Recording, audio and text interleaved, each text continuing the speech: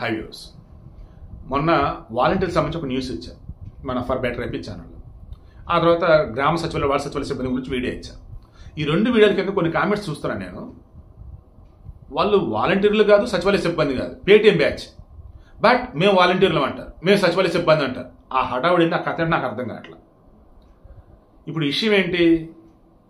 సచివాలయ సిబ్బందిలో కొంతమందికి heavy pressure work ఉంది, కొంతమంది ఖాళీగా ఉన్నారు. దాంతో చంద్రబాబు గారు ఏం చేశారండి, ఇప్పుడు నిన్న గ్రామ సచివాలయాలు వార్డు సచివాలయాలకు సంబంధించి వాళ్ళ అఫీషియల్స్తో అందరితో కలిపి ఒక మీటింగ్ పెట్టారు. అందులో చెక్ చేసుకుంటుంటే ఏపీలో ఈ గ్రామ వార్డు సచివాలయాలలో ఖాళీ ఉన్నటువంటి చాలామంది ఉన్నారు. ఒక్కొక్కరు ఒక్కొక్క పోస్ట్ ఇచ్చారు కదా, అందులో ఇద్దరు ముగ్గురు మీద హెవీ వర్క్ ప్రెజర్ ఉంటుంది, మిగతా ఖాళీగా ఉంటున్నారు, లేదా ఒకవేళ ఉన్నా సరే ఆ అరగంట పని అంతే. దాంతో ఎవరికైతే పని ఉంటుందో, హెవీ ప్రెజర్ ఉంటుందో వారికి పని తగ్గించాలంటే ఏం చేయాలి?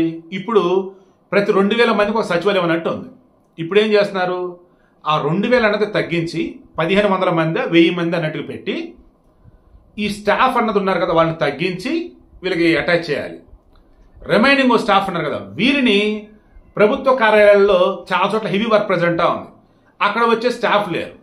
దాంతో ఆ పని వీళ్ళకి నేర్పి వాళ్ళని అటాచ్ చేయాలి. ఎందుకంటే వీళ్ళు వచ్చేసి ఇప్పుడు గవర్నమెంట్ సిబ్బందే కదా, వీళ్ళు కూడా ప్రభుత్వ ఉద్యోగులే కదా, ఇంక సీట్ అని ఉండదు. సో ప్రభుత్వ ఉద్యోగులు కాబట్టి వీళ్ళకి వాడుకోవాలి. ఆ వాడుకుంటున్నది ఎలా ఉండాలి? ఒక ప్రొడక్టివ్ వేలో ఉండాలి.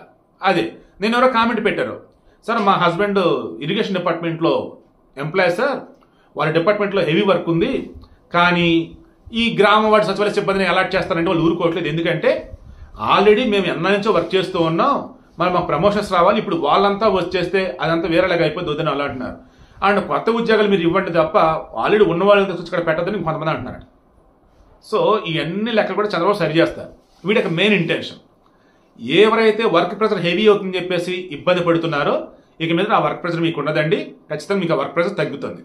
అండ్ ఈ గ్రామ సచివాలయ వార్డు సచివాలయాలు ఎవరైతే కొంచెం ఖాళీగా ఉంటున్న వాళ్ళు ఉన్నారో మిమ్మల్ని గవర్నమెంట్లో వేరే డిపార్ట్మెంట్కి అసైన్ చేస్తారు. సో చంద్రబాబు నాయుడు అన్నప్పుడు ₹1 ఇక్కడ ఇన్వెస్ట్ చేస్తున్నా రాష్ట్రానికి బాగుపడాలనుకుంటాడు. ఎవరైనా రాష్ట్రం పెట్టుబడి పెడుతున్నారన్నా దానివల్ల రాష్ట్రానికి మేలు జరగాలనుకుంటాడు.